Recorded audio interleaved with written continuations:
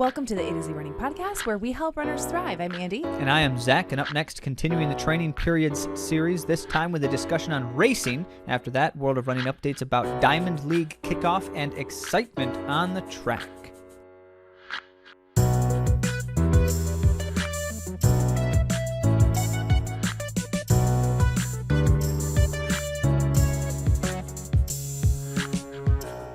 Welcome back, and back to our continuation of an exciting series that we've been breaking down lately. And so we're going to look forward to that topic here again in what is probably the most enjoyable period to talk about, when all the fun happens.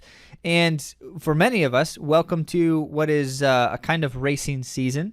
Seems to me that a lot of runners right now are planning on goal races in the next few weeks, or at least a lot of the runners that we've been talking with.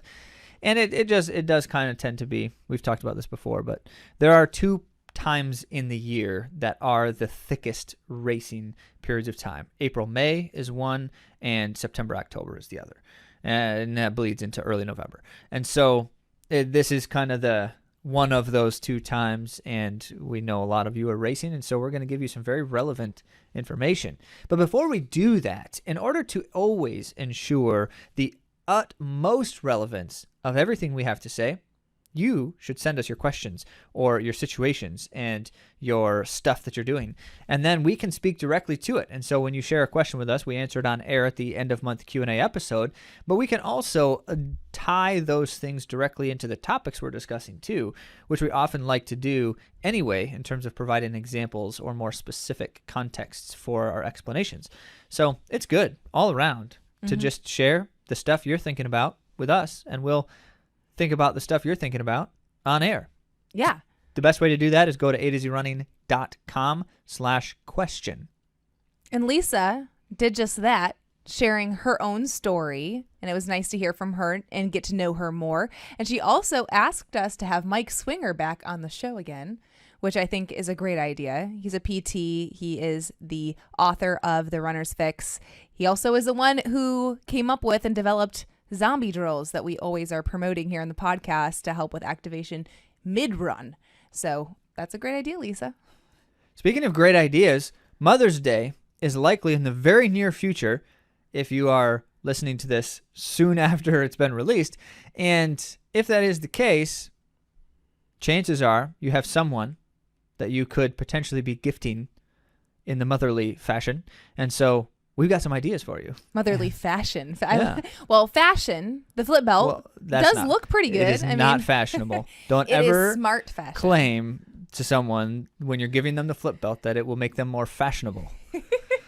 But we have a discount code, so it's pretty sleek. Yeah, it's a good option for those types of things. And you can actually fit big phones. There's zippers. There's lots of different pocket areas that are just smart. There's like a spot where you can hook your keys. Mm-hmm. So if for some crazy reason your keys fall out of your fall out, like they're not actually gone forever. Mm-hmm. Quick side note story. I have a friend who was doing a 20-mile trail run, and she was using one of those little pockets that doesn't have a zipper, but it's what they used to have. It was just like a little flap for a key. In your shorts. In shorts. Okay, yep, in your shorts. And it somehow like cut its way out, and there was a hole. Of course it did. And because that's what happens. On her 20-mile trail run, she had to go back and look for her key. Did she run the whole 20 miles I don't remember the conclusion of that story. I'll have to follow up with her and ask. But this is a reason that you want to have a hook in your belt. Right. Yeah. Or a zippered pocket, and the flip belts and have both. Have a zipper pocket as well. Depending on which one you get. That's the thing I like about the flip belts is there's a couple of different variations too. There are, yeah, and there's also shorts. Options. There's like flip belt shorts. Yeah, which just I'm like actually pockets everywhere.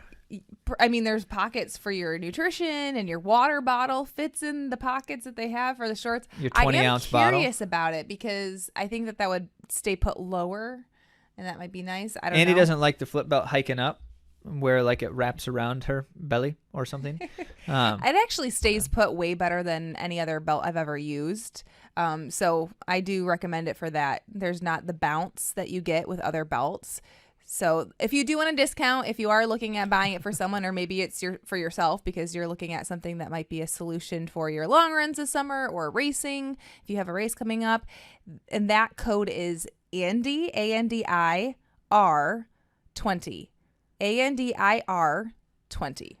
Andy R20. Okay, yes. right. And if that doesn't suit you and you want to get a recovery tool for the person you love or for yourself, we do still have that ProTech code that I've shared before on the podcast, and it's ATOZ20. ATOZ20. So those are just a lot less to say about ProTech, except that you can get a discount. Well, because a lot of people have actually told me that they've been buying them because they see that they've been recommended by us, which is awesome. I'm so glad to hear that. And I think that many people are more familiar, maybe. I don't know. But we have mentioned ProTech's newest tool, their Flex Edge, which is a Graston or Gua Sha tool for scraping. And we mentioned it in the past under the context of this looks like a good option. One, because those scraping tools usually run you in the like $100 range, and theirs is like $30, so it's a good deal. But also, we weren't quite sure how effective it was because we hadn't tried it yet. Well, now we have, and I can confidently say it's great. It is great. So if you need a scraping utensil and you want something that's reliable and high quality, definitely get the ProTech Flex Edge. Mm-hmm. And I talk about the orb all the time. That's usually what I'm promoting because I like it so much and I use it every day. So ProTech Athletics, you go to their website, use the code ATOZ, A to Z 20 for 20% off. And Flip Belt is Andy R20. I tried to get that changed, but I wasn't able to. So it's my name, Andy, ANDI R20. So if those things weren't practical and helpful enough for you, the next thing will be, because in our main topic, we are now going to talk about racing. Woo!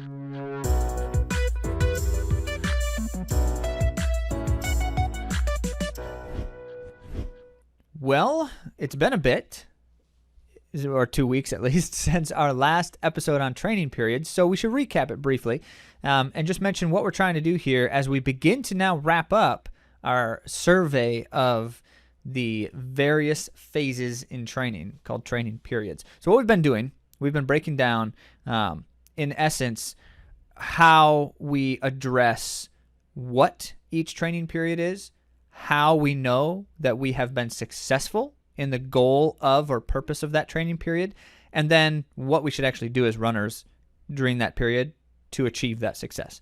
So that's kind of the three parts that we've been addressing. We talked through, in essence, how you would begin any training season and the training periods that would then follow. So it began with building. You got to build up a base first. And we mentioned specifically that the base building is the foundation that you have to set before any of the rest of your training is a good idea. And in large part because you're trying to grow your musculoskeletal structure. And that means that you can actually handle physiologically the upcoming training. So if you didn't catch the episode, any of these previous episodes, make sure you go back and listen to them because I'm only giving you the briefest summary right now. And then after that, we talked about the conditioning period. And that one in particular is what basically all sources on running and physiological adaptations suggest that the conditioning period and the work you do in that type of a period is the most important. For any runner, for any distance, that's the kind of stuff that is most likely to yield long-term progress. It's the bread and butter. I wasn't going to say it, but Andy did, and it's true. And that's the stuff that's going to then be the best use of our time. And so the conditioning then is you're taking your aerobic system and you're elevating it as much as you can within a practical time limit. And there's a kind of a certain moment in that time, and it's not necessarily one single moment as much as it's kind of like string together a few things, and you kind of get signals that say, all right, now it's clear my aerobic system is growing and has reached a substantial level compared to what it was at the beginning. How do I feel during that? I know that I am now well conditioned. And so identifying that is how I know I'm ready to do the next one. We talked about the strength building period. And that might be the way some call it. If you read any of like Lydiard's old stuff, we could consider this to be a combination of the strength and coordination. He had two different periods that we kind of see as largely part of the same goal. However, there's a lot of reason from various other sources to separate those two at times. But the point is, that's the period of time where you're doing the stuff that's now going to get you ready for your specific race. And it's much more precise depending on what race you're doing. And so if you're preparing for a 5K or a marathon, it looks very different. And then it also is highly variable in terms of like even how much time you do it and what combination of things you do. And that can be both in terms of like your goal, but also in terms of how things are progressing for you. And where you have an intuitive approach to the strength period, you should be adjusting or responding to how the training is going in terms of then what you do the next week or the next day and things like that, which is a great time to consult with a coach if you don't already have one. But the point being, that strength period is something that can follow once you are well conditioned. If you're not well conditioned, it's not a good idea. You just shouldn't even do it because it can be ineffective or less effective, but it's also very inefficient for a non-well conditioned runner. You have to recover for too long. You're not able to sustain adaptations well because it's a little bit too strenuous on your system, things like that. Mm-hmm. And you'll also want to consider injury. And if you are coming back from an injury and this is your first cycle and there's niggles or there's weakness or there's things that are just not right physiologically, it is good to consider staying in conditioning instead of adding a stimulus that could perhaps set you backward. Yeah, and the thought here is if you only move on to the strength period when you are clearly ready, you're well conditioned.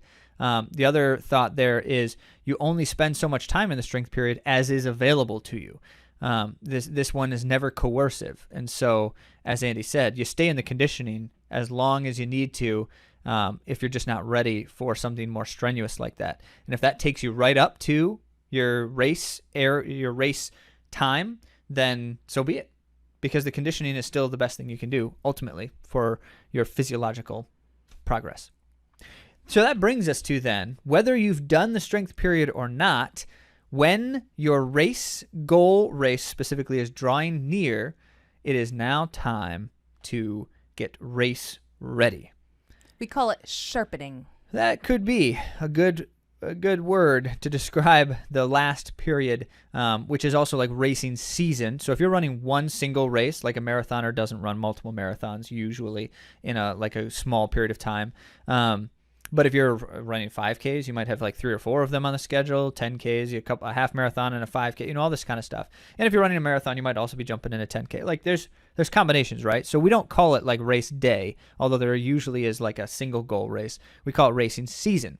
And so the goal of racing season is to be sharp and fresh. We're going to use those 2 words a lot here as we describe this. Mm-hmm. And that's what we mean when we say then a sharpening period.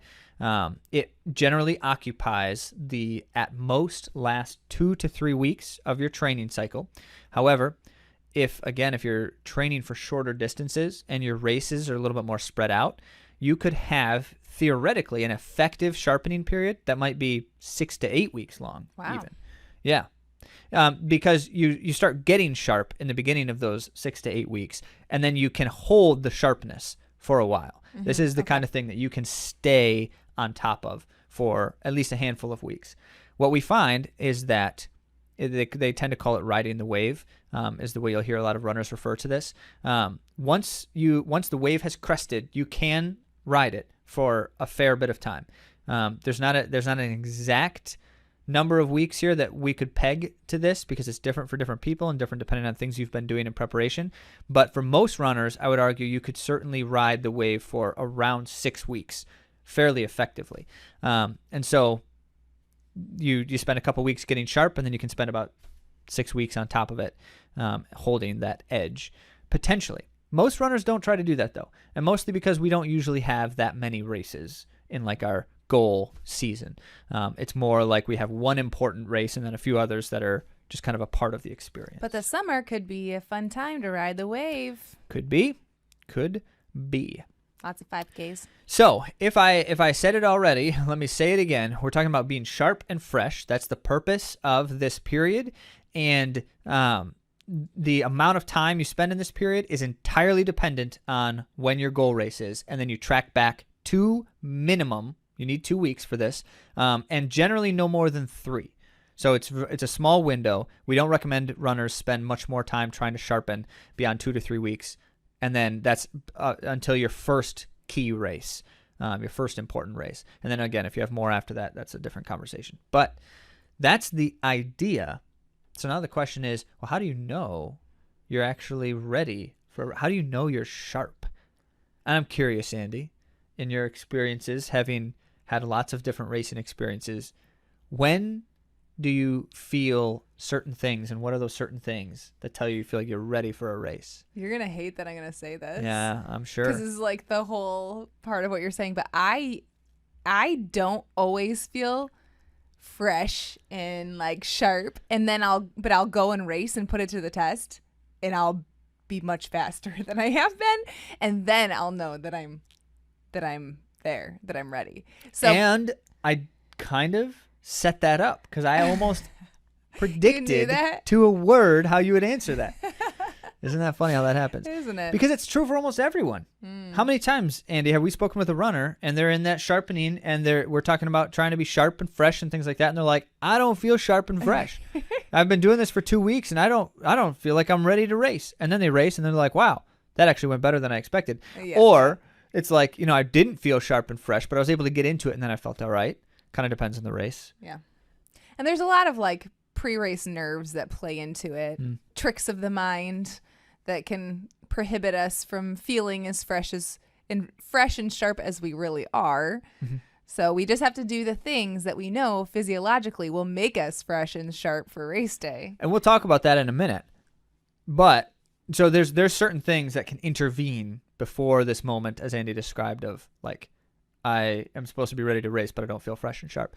But there are other signs then that I can use if I'm not feeling sharp and fresh. What else can still suggest that I probably still am ready for a race? So look back on some of the other things you were doing in the previous periods, and it kind of helps. So if your conditioning period, you were getting to the point of like feeling the tireless, effortless dynamic at some point where it's like you're going out on these long runs and you're just feeling like you're just knocking them out, no problem. Or you're feeling strong for an hour steady run and it was like no big deal. That's good stuff.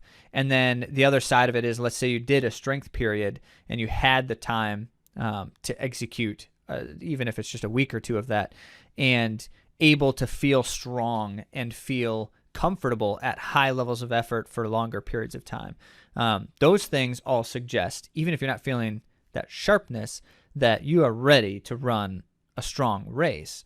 And then the other side of it is, if you are healthy and you're able to get good amounts of rest in these final couple of weeks, and so that means you're able to do the kinds of things we're going to describe in a moment in terms of training, then you have to kind of have a little bit of faith and say, I'm confident that even if I don't feel it, that I know that I can do a successful race. But you should also feel it. And there are things we can do to make that more likely than other things. I will say this. So as mentioned, we find that most runners, when they start a kind of tapering experience, feel like a kind of lethargy and fatigue. And it's like, I'm supposed to be well rested because I'm not running quite as much, and yet instead I feel like flat. And so there's certain things we would do in training to try to combat the flatness. But part of the reason why that happens is because we're just simply disrupting what is, prior to this moment, a fairly well ingrained routine and rhythm. And so any disruption in rhythm poses the risk of creating that kind of, the disruption itself tends to be a problem. And so then we have to look at, for, depending on what I'm gearing up for, if I'm gearing up for like short, faster races, then that's a big warning sign if I'm feeling the lethargy like on race day, that's a problem. If I'm gearing up for longer races, that's not really a major concern for us. You can feel kind of sluggish in the last week or two before that longer race, and we'll generally, in talking with athletes, not be too concerned about it. But there are things that we should do. Mm-hmm. Let's talk about them. All right, let's talk about them. So, Andy, what is your favorite and what is your least favorite stuff that we do in the I love to jump in races. That's my favorite thing. I don't love like super fast little spurts of things because I don't know. I feel like it exposes my weakness. So you don't love it because it makes you feel not confident? I don't know. I think because I've had like injury with my hips being a problem long before I actually had the surgeries. I think I always like ended up messing with myself. So I don't know if I'm the best person to ask this question. Messing with yourself? Yeah, like things would start to bother me because I would, in these final periods, if I would push to the intensity too hard. Well, that was one of the things that revealed to us the need for intervention with the surgeries.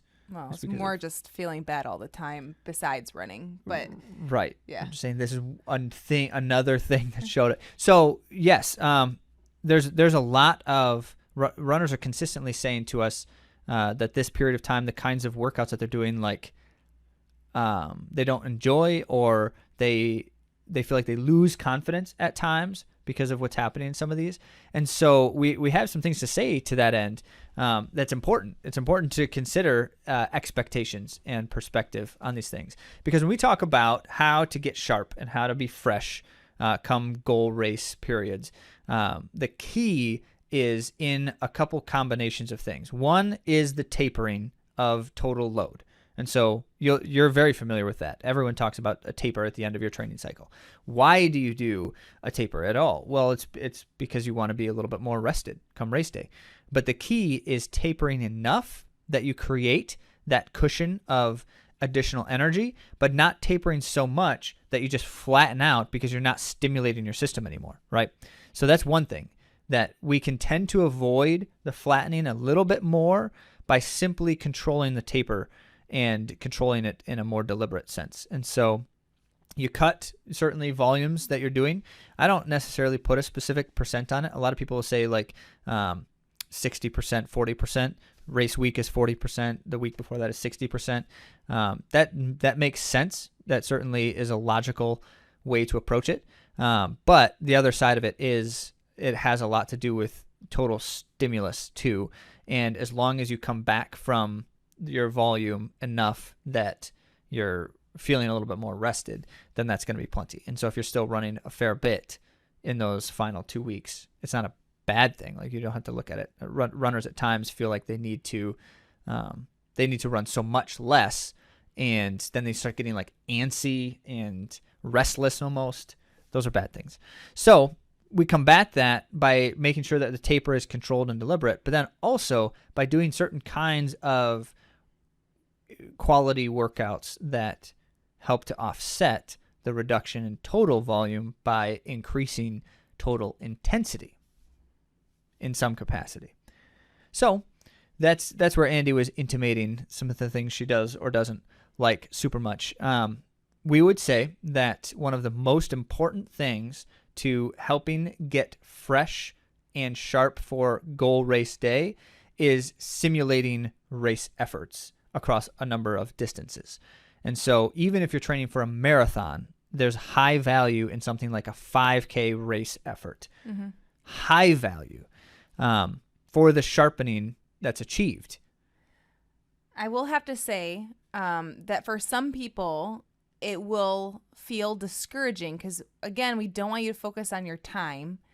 You usually are doing these alone, and it's not in a race situation. And so think about getting the legs moving and pressing that effort and getting that uncomfortable feeling and being able to continue the press because you're fit enough to do so, and working on all of these things. It's a tool in your toolbox. Anne Marie Kirkpatrick, who's been on our podcast before, said that she did a 5K time trial before she was trying to qualify for the Olympic trials. And so it was a big race for her, and she cared a whole lot about it because there's not a ton of races that are Olympic trials qualifying races. So it'd be hard to find another one. And of course, it's a marathon. But she ran the same pace in her 5K time trial that felt really, really hard as she did in her marathon. So like a week later. Yeah. So it doesn't always so remember, this is a workout. This is not like a time trial to see what you're made of.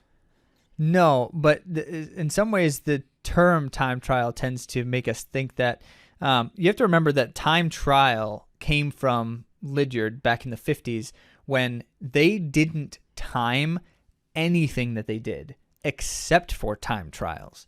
Like that was the only time that they actually got out a clock and timed how long it took them to run a distance. So they called it a timed trial because it was the only timed thing they were doing, basically. It has nothing to do with this, like, you need to hit a certain pace or it tells you something about...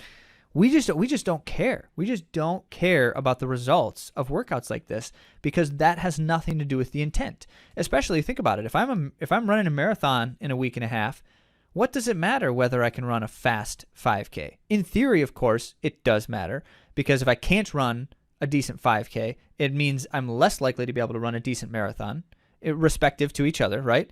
But also, they have nothing to do with one another because the marathon is in a race context. It's an entirely different type of effort that I'm preparing for.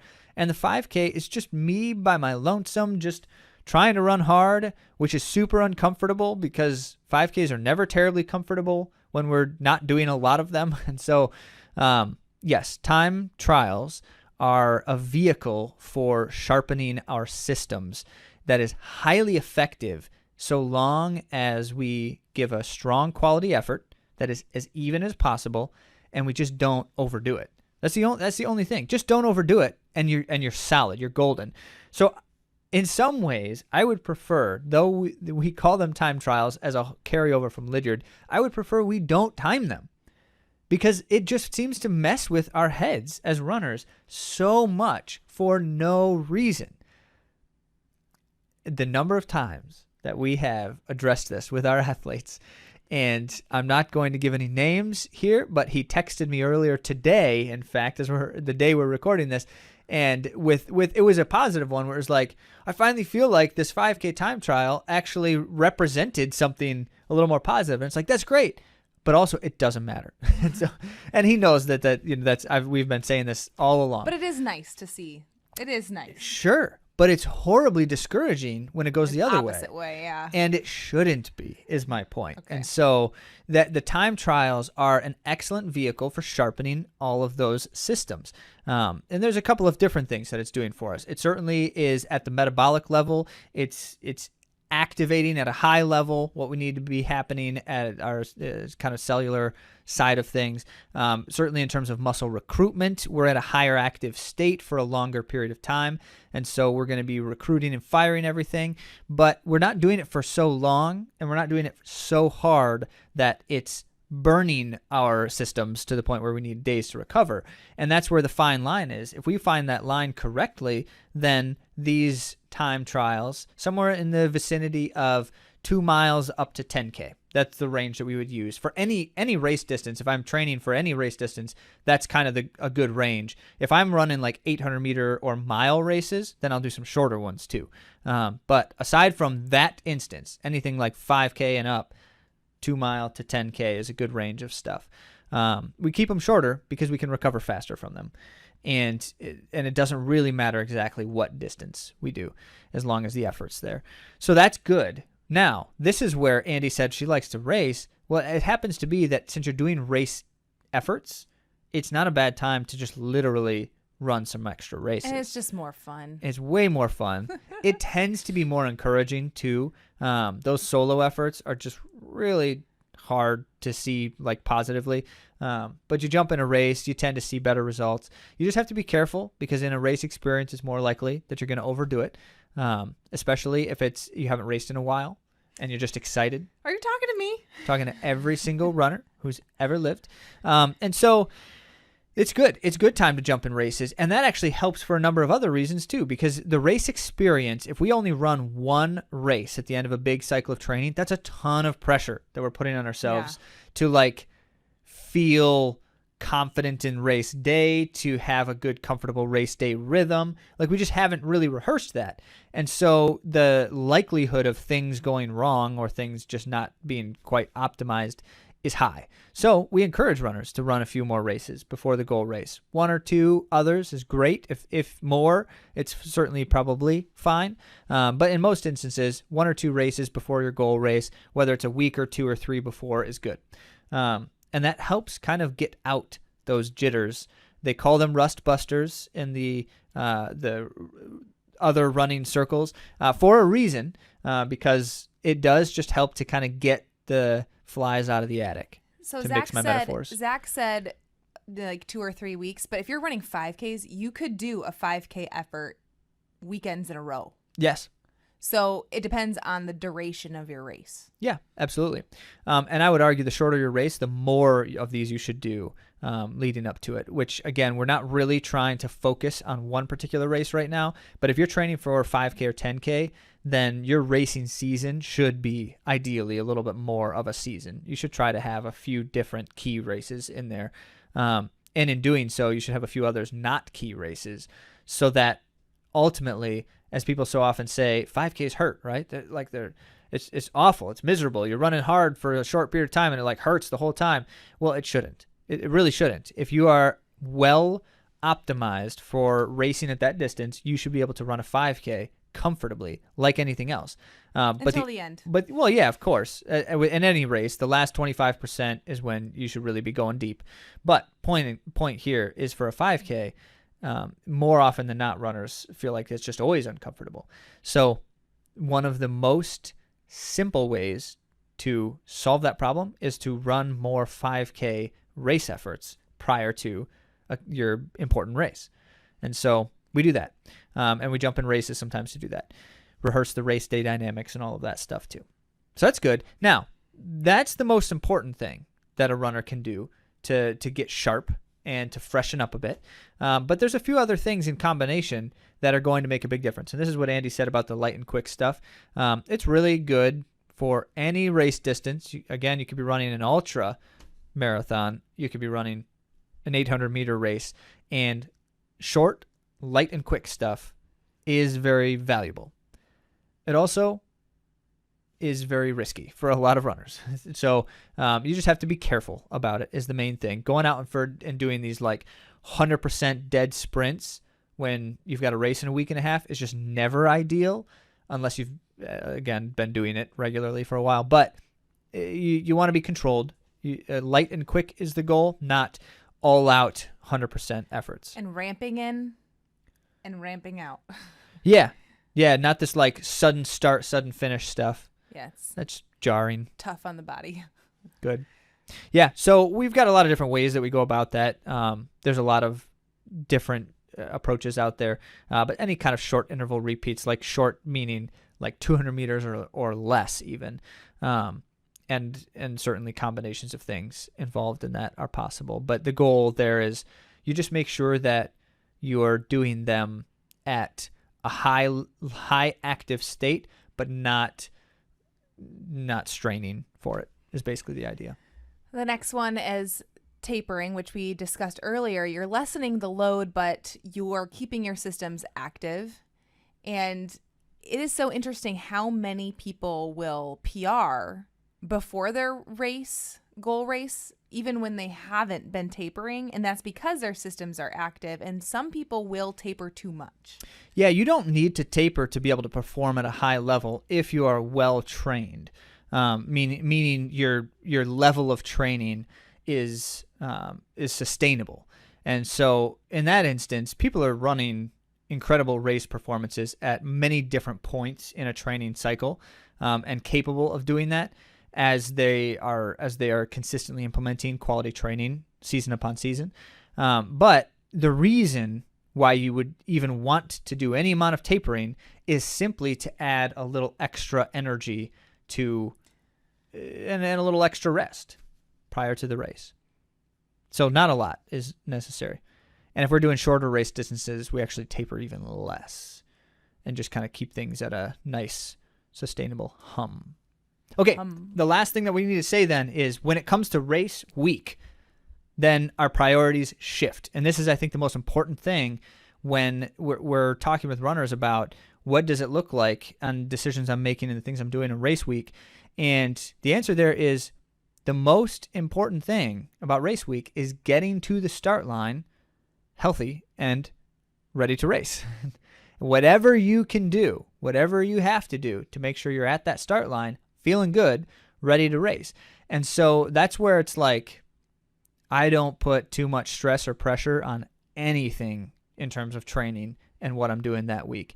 I try to make sure that I'm stimulating the system, so I'm in an active state. Still going to throw in like a time trial for 3 or 4 days before, and it's usually short, and it's usually quite a bit easier. Less than effort. It's usually quite a bit easier than my other time trials might be, because it's not worth the risk. You don't need to risk it. So you just run hard, but yeah, it's not as hard. and then just don't call it that if it brings you too much anxiety. Sure. As a matter of fact, with many instances, we will replace that with just like a 20 or 30 minute steady effort run, or just do some like strides. Well, yes, that's there too. I'm saying instead of if you have a time trial and you don't want to do that aggressive of a run. But yes, and so that's the other thing is just do some crisp, quick things. You can certainly throw in some of those short repeats again, but you can also just do some quick stride outs throughout an easy run. You really just want to make sure that you're getting your body in a comfortable state of readiness. And that does not look the same for everybody in terms of what it takes to get there. And it has a lot to do with what you're dealing with prior to that. If everything's just like a well-oiled machine and everything's feeling really good, then chances are you're going to kind of do something similar race week that you did the week before, just with a little bit less of everything, and you're ready to go. But if you're feeling like hobnobby, not quite, not moving and jiving ideally, then you might do something a little different. If you're feeling hobnobby, not jibbing and jiving, is that what you just said? I don't know what I said, but that wasn't the point. The point was I was trying to use words to create an image. Yeah. So whatever you are doing during race week, you're just simply doing things that don't jeopardize your race. And during this whole period, if you haven't started to do precision drills yet, this would be a great time to start doing them. And if you don't have precision drills or you don't know what they are, we can send them to you. Better yet, just go to our website and mine it for all the good things we've been sharing all over the place. Well, I think that PDF, they have to like click on a certain form. Maybe, but if you go to AtoZrunning.com/free, then you can get access to our top recommendation for pre-run drills, which includes the precision routine. Perfect. So that's an option. Yeah. But this is the time to be doing those because you're going to get things firing neuromuscularly. And if you're someone like me, for instance, who might be a little bit more vulnerable to overdoing it, these are really, really important because if you're not able to do as much of the higher intensity stuff, this is going to help. It's not a replacement for, but it can still help stimulate you in a similar way as far as how you're kinetically moving through those faster movements. Yeah, and the rule of things like strength and mobility and activation is when it comes to strengthening something, you need 2 to 4 weeks for positive effect. And so race week is not a good time to say, now I'm going to do my core workout that I haven't been doing for 6 years. Don't do that during race week because that's not going to help you. But 6 weeks before race week is a great time to start doing that core workout so that you do that regularly and you'll be good. However, when it comes to mobility and precision, there is no limit to how quickly you can benefit from them. Like if I've never done a precision drill in my life and I do it for the very first time right now and then go run, I'm going to benefit from that. As long as I don't do something crazy and hurt myself, which is unlikely in a good precision routine is not aggressive. It's not going to jeopardize your current state of health in most instances. But the point is, you can benefit from that. If you've never done it before, do that for the first time on race morning. that can help you. It can, yeah. It absolutely It's quite can. amazing. The same thing applies with mobility routines, where if you've not been doing any kind of mobility work prior to race week, and you say, now I'm going to do that active isolated flexibility routine that Andy and Zach keep talking about, great. Just don't overdo it.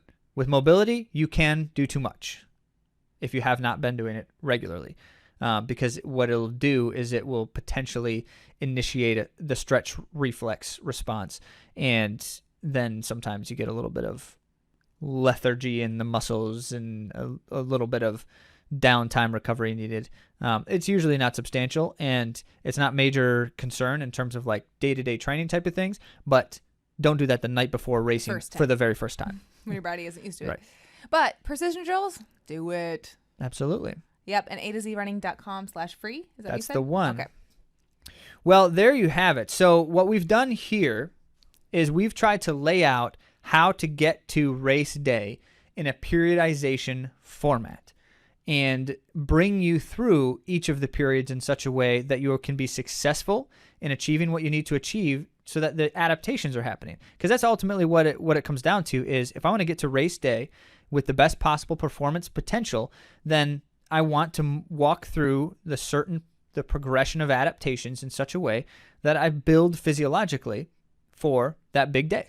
And that's not a perfect, predictable thing. So every runner is experiencing these things very differently, quite uniquely. There's a lot of generalization that's possible, but it's not going to be exactly as expected, and not even for every runner, but for every season. So the amount of time you spend in each period might be different one season to the next. The exact combination of things you do in one period might be a little different one season to the next, whether you're training for the exact same race distance or not, or something different. So what it comes down to is we have to apply these general concepts intuitively to our individual situations, and we can come up with what is the magic of effective and efficient training. Mm-hmm. But we're not done, because after race week, then we also have to figure out what do we do in recovery and you could call it maintenance periods as well. Mm-hmm. So stay tuned for that one next time around.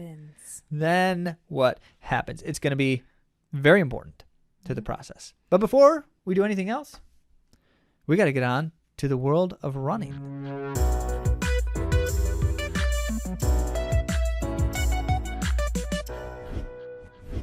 First up in the world of running, some A to Z runner updates. We had Chad. Oh, man. Chad ran the Cocodona 250. That's 250 miles. Stands for 250 miles. Mm-hmm. And he did it. He completed it, despite all. And there's a lot to the story. So I can't wait to hear all of it. Yes. Be following Chad's stuffs that he posts on that if you are aware of Chad and can find him and follow his stuff, because there's a lot. I've seen mostly photos of food since then. Yeah, because that's everything that occupies your attention after a 250-mile race. Yeah. So very nicely done, Chad. We're impressed and looking forward to more details. And then Laura ran the Monsoon Flying Pig half marathon. Swimming pig half marathon. So she sent us a picture where you could actually not see the road for the water on top of it. And as people were running through it, it looked like they were running on top of like a lake, because their feet were like semi-sunken in and splashes everywhere. Oh, my word. It's crazy. It was absolutely crazy. So if any of you, because I have no doubt others of you listening ran the Flying Pig. Yeah.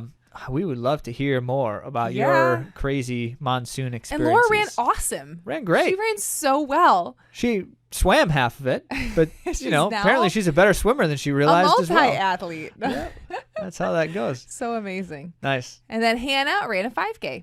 Yeah, great work, everyone. Mm-hmm. Good stuff on the weekend. Now on to our World of Running segment.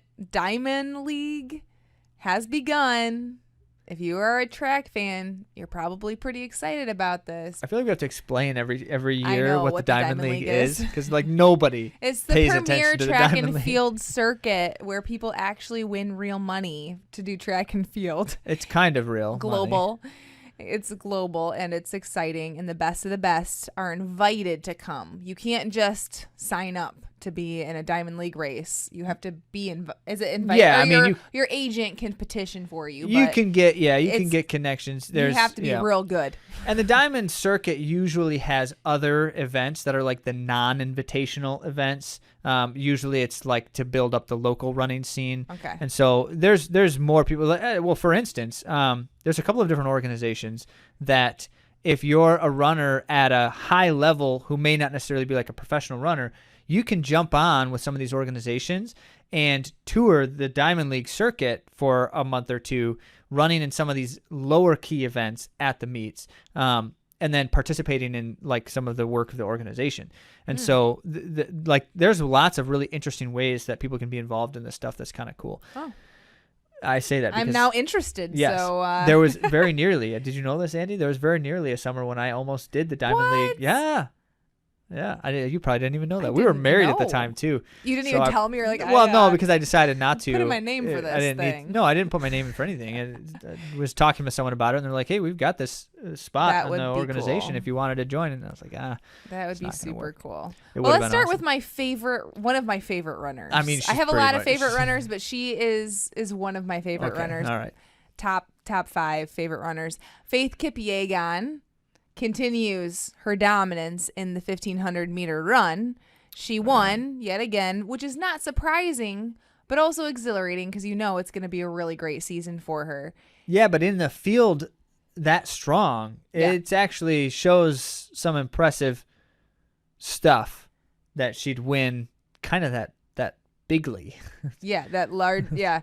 And it was controlled by her completely. Like the group didn't go with the pacer. They stayed behind Faith. She controlled it the way she likes to, and she kicked the way she likes to in the end. But I have to say she was challenged a little bit, more so than normally. Yep. Sifan Hassan has really been the only one who can challenge her like this until now. Yeah, 20-year-old Ethiopian. Go ahead. Ethiopian Drebe Weltiji. She's 4th at Worlds in the 800 last year. She put up a fight.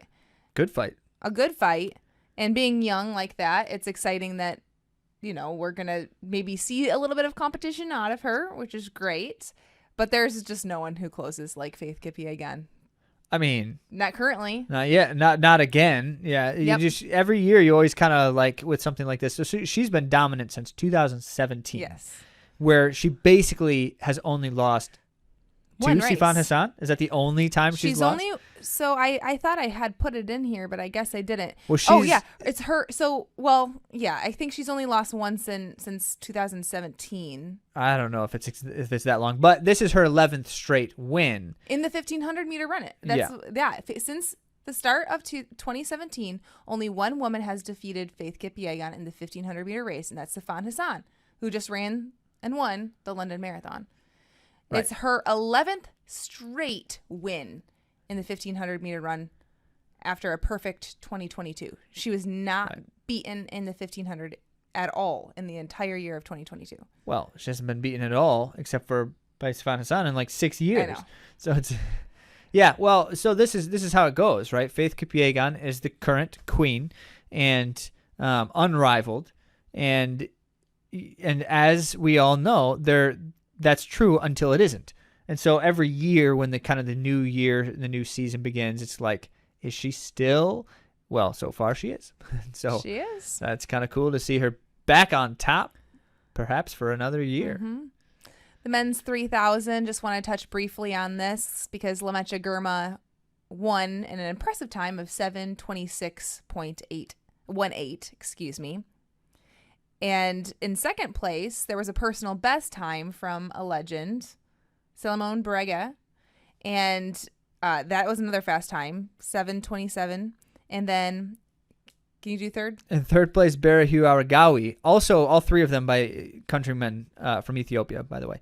So Aragawi then finishes third in 7:27, which marks, is it the third time you say here? The third time that three men have run under 7:28 in the same race. Like that constitutes one of the most competitive 3,000 meter races of all time. Which is phenomenal because it's early. It's early season. Like, this is the season opener for most of these athletes. And they're all countrymen, which is just astonishing when that happens. Some of the best in the world all time. Lemecha Girma holds the indoor world record for the 3,000 meters, just recently set. And in theory, and most likely for these three, like they've got quite a bit more improvement to see over the course of this season, potentially. So that was Who is cool. the 3,000 meter steeplechase champion right now? Soufiane El Bakkali. El Bakkali. So Lemecha Girma, some are saying, are going to be able to challenge him in the steeple. Well, he has been able to challenge him. He just hasn't been able to do it at the championships. Yeah, so we'll see. I mean, his 3,000 meter speed is way beyond Soufiane El Bakkali, who was in that race, by the way, somewhere way back behind them. So, yes. And by the way, El Bakkali did run a very respectable time as well in the 7:30s. And so that was a good sign for his upcoming steeplechase season, too. It was just fast. They were just faster. Good there stuff. was a lot of other great things that happened at the Diamond League. And you are able to watch it on the BBC's YouTube channel, BBC Sports. We love it. Yeah, and one of the things I like about Diamond League meets is that they are expedited meets. So, like, track meets in general are these, like, large, sprawling affairs that take hours and hours and hours. But in the Diamond League, they don't have every event at every meet. And so they're consolidated. And no heats. And no heats because they're only invitational races. They don't televise the entire meet where they have other things I mentioned earlier, those other races. But they televise the invitational stuff. And it's up to 2 hours long, basically, the coverage. And so it's a much more digestible thing, too, which is one of the reasons we like Diamond League so much. Because it gives you track without having to sit all day through watching people get ready for a jump that takes 5 seconds. But I'd rather have it than not. Yeah, true. Yeah. Rather have it be televised. Speaking of which, the Sound Running meet was, I just wasn't able to see it because it was behind a paywall. It wasn't very expensive either, but I didn't know when it was happening, and I should have looked into it sooner than later, and I looked later. And the women's 5,000, this was the headliner of the event because we had an outstanding performance from Josette Andrews, because she got married. Yeah. Thank you for adding that, Zach. Of the OAC, she won in a time of 14:43.36, moving her to the U.S. number 7 all time. Wow. Currently early season, but she's world lead. That just shows you how fast this time is.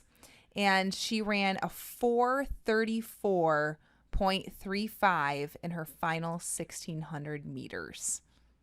Yeah. And then, further still, 2:12 in the last 800. That's so fast. It is really fast. And I listened to an interview with Dathan afterwards. He's like, well, I thought, if she would have had the pacers, because Alicia Munson was going to pace, if she would have had the pacers that were originally slotted, I was looking at maybe mid 1430s. What?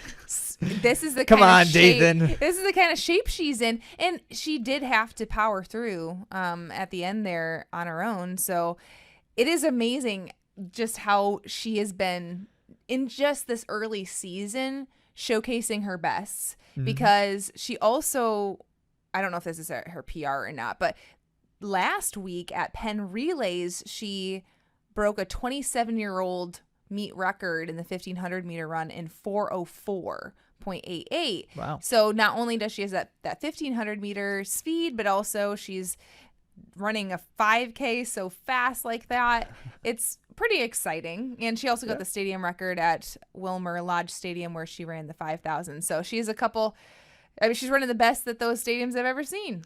I mean, she's 2 weeks in a row. Yeah, when you're number 7 all time on the U.S. list, you're talking about, there's only a handful of people who have ever done better. So yeah, that's really impressive stuff. Very impressive. And again, early season. So right on. Very exciting. There's a national record as well in the race.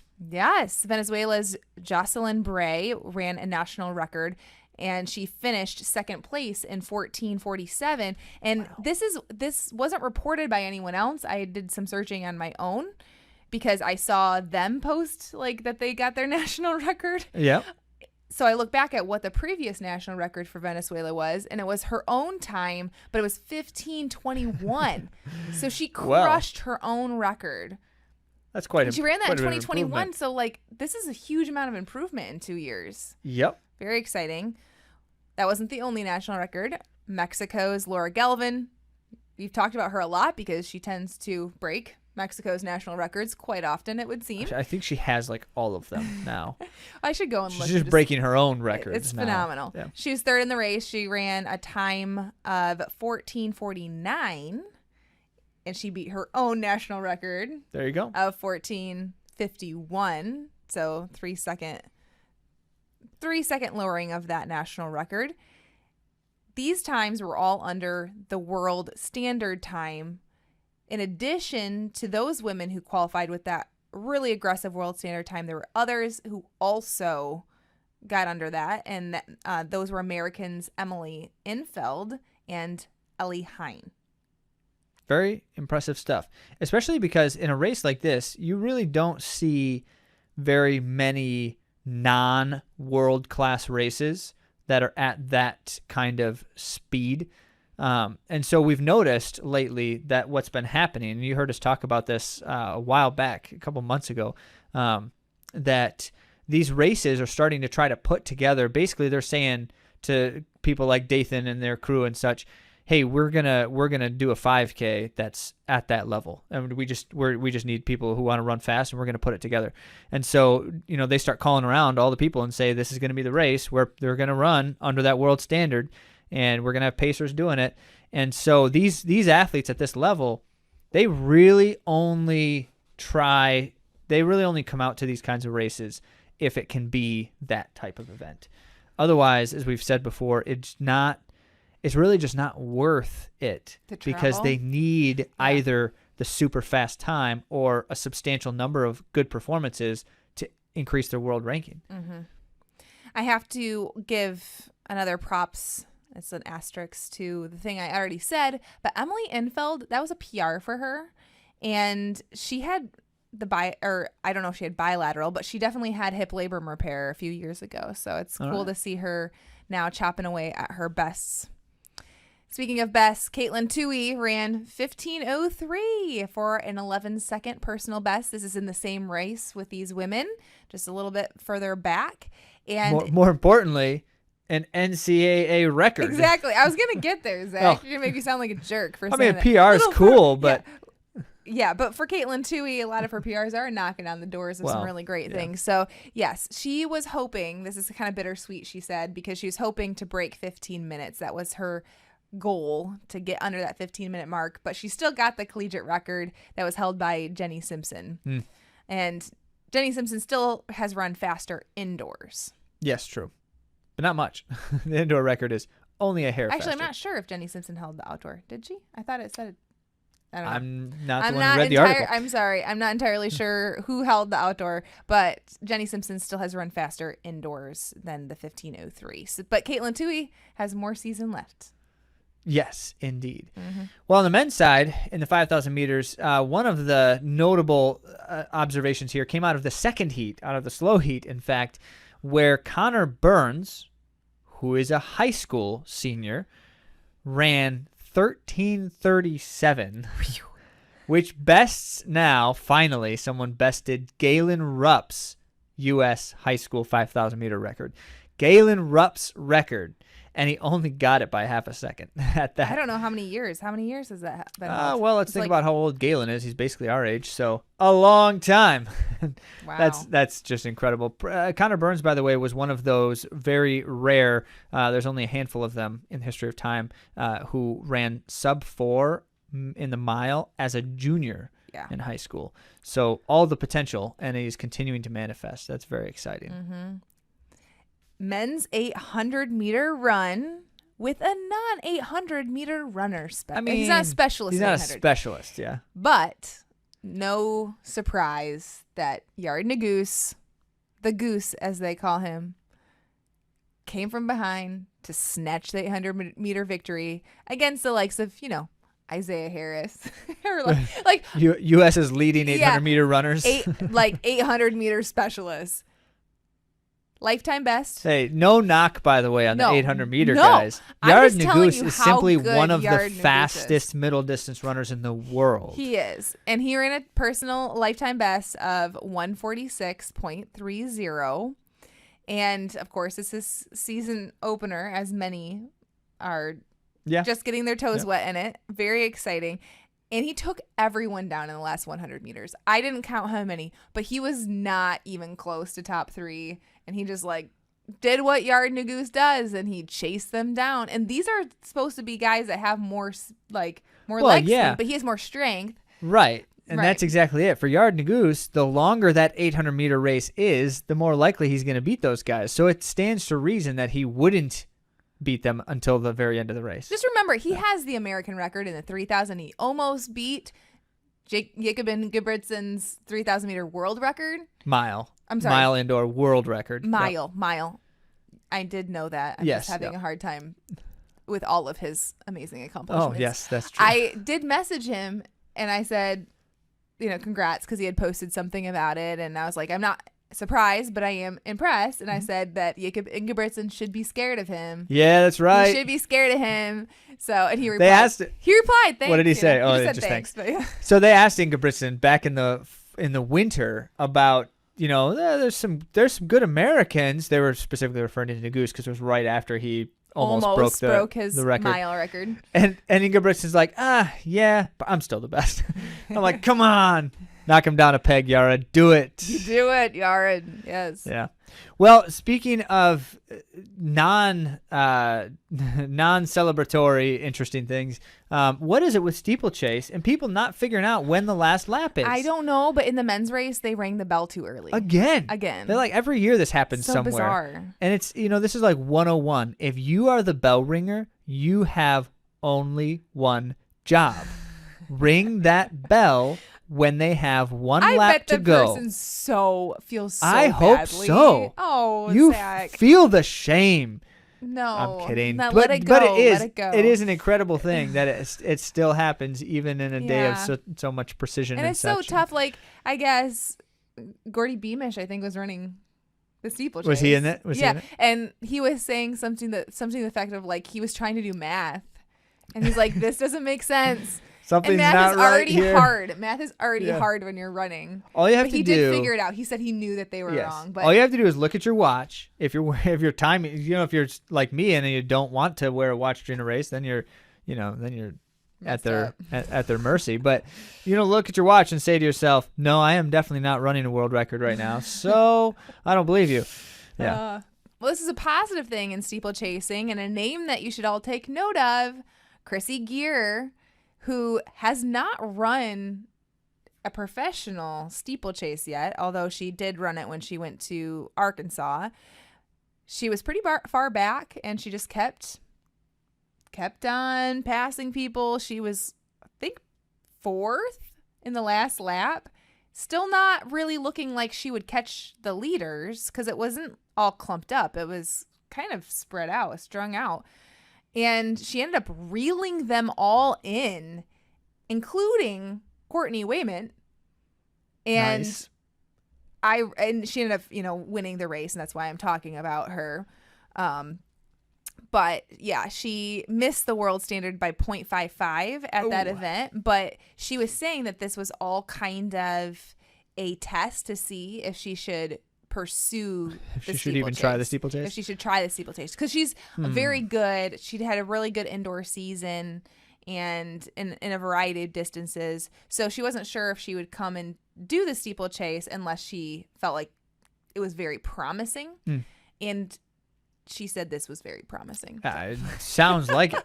Having not done one in so long, and then to come and show up like that, incredible. Nice. She also had a very interesting countdown mental strategy. So she said, when you want to occupy your mind with something that's going to help you run faster or help you stay engaged, she started counting down at 200 meters, 45 seconds.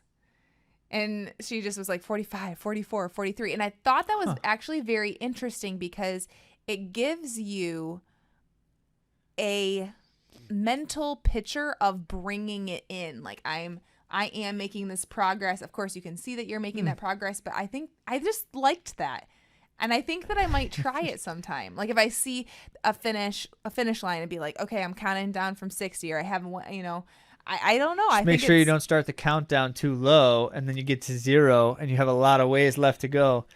That's true. That might not feel great. Yeah, you might want to do a little recon on your course if you're going to do any counting down, just so that it doesn't work the opposite direction. But I like that she shared that mental strategy. I haven't heard of that before. It is interesting. Well, the final note here is in other terrain news. The USATF Trail and Mountain Championships Which also are 2 different events. occurred. I just kind of put a couple of big news, and this is just very brief. There's so much more I could share with you, but a couple notes. USATF Trail Marathon Championships was won by previous podcast guest Brittany Charbonneau, and it was a brutal event.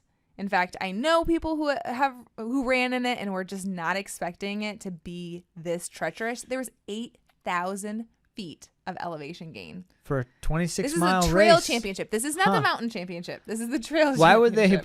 Why would they put so much elevation on the trail? Yeah. What they said is those mountain runners, they're not tough. Let's show them. Trail runners, you mean? No. They said the mountain runners, because the mountain runners aren't doing 8,000 foot. I think they might be. I just didn't put down those stats. I mean, they probably are, because it's the mountain championships, but. Congrats to Brittany Charbonneau. We really like her. She's very positive, has a lot of great content that she puts out there that is beneficial, I think, to the running community. Most recently, she was posting about glute activation. So that's been a personal interest of mine recently. So Gluctivation. Congrats to Brittany. And then just another little note about the mountain championships. USATF Mountain Running Championship and Vertical Mountain Championship was won by the same woman, Grayson Murphy. She won both of them. She's tough. She is. And tough as nails. I think she was injured for Worlds this past year, and she wasn't able to go. So she's back from injury, and boy, is she back. That's impressive stuff. Mm-hmm. Well, speaking of impressive things, you're racing probably sometime soon. We've been talking about it, but this is kind of the time of the year where lots of people are doing lots of things. And so we'd love to hear about it. Share your experiences with us, or in the form of questions. Ask us about the things you're engaging with, and we'd love to respond. We'd love to feature your thoughts and or questions and draw in more of what's happening in this community and so much excitement in an otherwise really interesting period of time. So share those things, and if you need a place to ask a question, go to AtoZrunning.com/question. You could also go to AtoZrunning.com/free to get those precision drills if you want to get faster before your race. Might be a good idea.